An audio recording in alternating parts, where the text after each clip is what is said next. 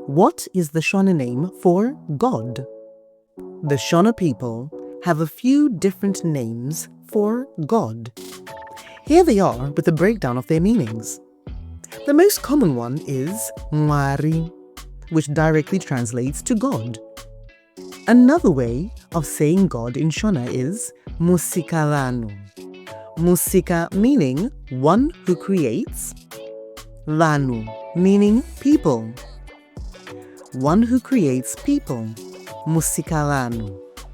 Other words that you might hear are Nyadenga, which means them of the skies or of heaven. Wedenga again means one who resides in the skies or in heaven.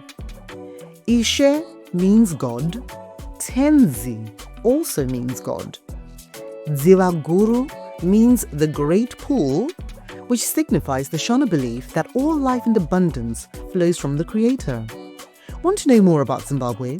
Search for Sarura Kids on YouTube today.